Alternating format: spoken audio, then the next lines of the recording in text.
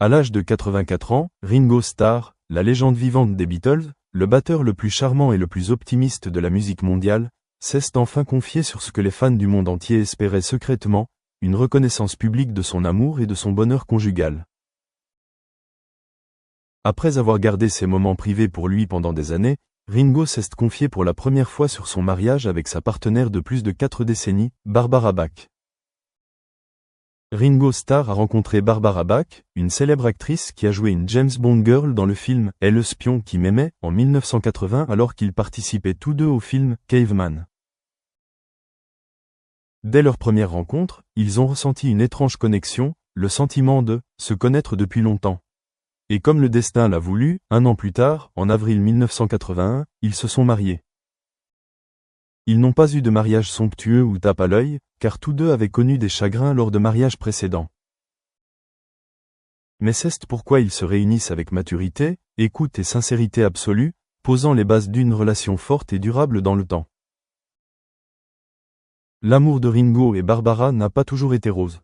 Tous deux ont été confrontés à des addictions, alcool, drogue, solitude sous les projecteurs, et à des moments où il semblait impossible de continuer. Cependant, ils ne se sont pas quittés. Au lieu de cela, ils ont choisi de rester et de se battre ensemble, traversant les jours les plus sombres de leur vie. En 1988, ils sont entrés ensemble en cure de désintoxication et sont depuis restés sobres, non seulement pour eux-mêmes mais aussi l'un pour l'autre. Ringo a partagé un jour.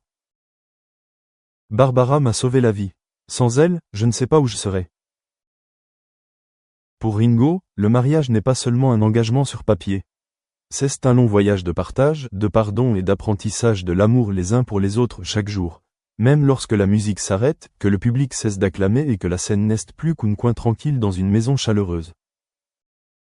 Ringo vit désormais une vie simple mais heureuse. Dans des déclarations récentes à la presse, il a déclaré: « J'ai vécu des années folles, j'ai connu des hauts et des bas. Mais au final, ce qui me rend le plus heureux, ce ne sont pas les applaudissements, mais le regard de Barbara chaque matin à son réveil. » Ensemble, ils plantent des arbres, lisent des livres, méditent et apprécient la musique, non plus du rock légendaire, mais du jazz doux dans la petite cuisine. Cette vie simple, selon lui, est l'expression la plus pure de l'amour, un sentiment qui ne recherche plus le glamour, mais qui est aussi persistant qu'un ruisseau qui coule tranquillement. À presque 85 ans, Ringo Starr ne se soucie plus des rumeurs ni de la curiosité des médias. Il vit désormais fidèle à ce que son cœur lui dit. Aimer et être aimé. Il appelle fièrement Barbara, l'amour de sa vie, la personne qui lui a fait croire que le vrai bonheur ne vient pas du nombre de chansons à succès, mais de la paix d'avoir quelqu'un qui est toujours là dans les hauts et les bas. Barbara n'a pas hésité non plus à parler de Ringo. C'est le seul homme qui me fait rire tous les jours. Pour tous les autres, c'est une légende. Mais pour moi, c'est mon partenaire de vie, mon meilleur ami et ma maison. L'amour de Ringo et Barbara est une preuve claire que le bonheur ne dépend pas de l'âge, n'a pas besoin de bruit. Tant que deux personnes se choisissent chaque jour, restent ensemble, peu importe comment le monde tourne. Ringo Starr, l'homme qui a vécu l'âge d'or des Beatles, qui a assisté à la disparition de John Lennon et de George Harrison, a finalement trouvé l'accomplissement dans son cœur. Après de nombreuses années derrière des batteries géantes, après de longues tournées, après tant de lumière de scène. Il a trouvé sa propre scène, une maison pour deux personnes qui ont vieilli ensemble dans l'amour. Ringo Starr n'a jamais été une personne bruyante, mais c'était son calme et sa profondeur qui rendaient chaque mot qu'il exprimait sur l'amour si précieux. Et maintenant, quand il admet publiquement son bonheur, nous ne pouvons que sourire et ressentir de la chaleur intérieure. Ringo et Barbara comprennent tous deux que le vrai bonheur ne se résume pas toujours à des vacances de luxe ou à des fêtes somptueuses. Ce sont les petits moments comme savourer une tasse de thé ensemble, s'occuper du jardin ou simplement être tranquille ensemble lors d'un après-midi pluvieux. Pour eux, la présence de l'autre est le cadeau le plus précieux que la vie ait offert. La vie de Ringo Starr n'a pas été sans douleur. Il a été témoin de la disparition de ses amis les plus proches. John Lennon a été assassiné, George Harrison est mort d'un cancer. À chaque fois, Ringo gardait son cœur fort, mais au fond de lui, il était aussi une personne vulnérable. Barbara était là, l'endroit sur lequel Ringo pouvait s'appuyer quand il était faible. Il a confié un jour.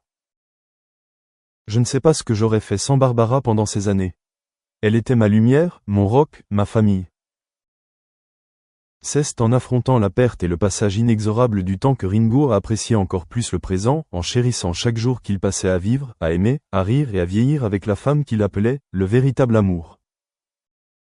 Ringo Starr n'a jamais cessé d'aimer la musique. Malgré son grand âge, il continue de se produire, de sortir de nouveaux albums et d'inspirer les jeunes générations. Mais maintenant, quand il parle de musique, il ne parle plus seulement de notes, mais aussi d'amour, car l'amour est la plus belle musique qu'il ait jamais jouée de sa vie. Interrogé sur le mariage, Ringo a répondu avec un doux sourire. Mon amour est indéfectible. Barbara et moi avons créé une merveilleuse harmonie, imparfaite, mais vraie et vivante. Et comme il l'a dit, c'est la sincérité et l'attachement à travers de nombreuses tempêtes qui ont fait de leur histoire d'amour une icône, pas ostentatoire, pas bruyante.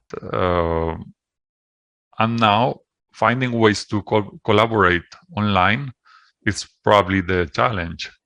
So already in the time of the pandemic, we had to think, how do we make our students collaborate while they are at home? They cannot meet together. Exactly. to do anything. They have to do everything online. And we found some solutions, like we could do online things that we never thought we would do. For instance, I'm an experimentalist. I'm an economist. I'm also a teacher, and I do experiments in classroom for research and in the classroom. And we always do it in a lab. We had never done it online, and we saw it was possible. In the beginning, a bit of a mess, but then we succeed in doing that. But the interaction online is always different to the interaction face-to-face. So that's something that I know that my colleagues, because I have seen in some forums, I am also active member of these forums, the Moodle forums or whatever, and they ask themselves, how do we make our students collaborate online when they cannot never meet in person? They have to do everything online. And I think that's what you were commenting. It's Eugenia, or how's the name? Both of them, yeah. Eugenia is also correct. Yeah. Eugenia. Yeah. So that's the experience, that you are new in a company, you have lots of new colleagues, and you can only collaborate with them online. And that's hard, that's tough, and that's probably one of the challenges that we have now. We all teachers or professors who are mainly working in this competence, the work team, collaboration, they are facing big problems to deliver the experience they want to the students in order to prepare them for the job market. Oh, thank you so much for sharing. So, to my understanding, one of the gaps that the faculty members are facing, one of the challenges that we're facing, is how to make sure that students are collaborating and are actively engaged in teamwork, and they develop their social skills and their teamwork skills while they're working from home, while they're spending most of their time online. And for you, Inga, were these also the challenges that you faced? What were some of the other gaps that the new kind of teaching and learning brought, and what were some of the maybe best practices that you discovered, if any? Evgenia, many thanks for asking.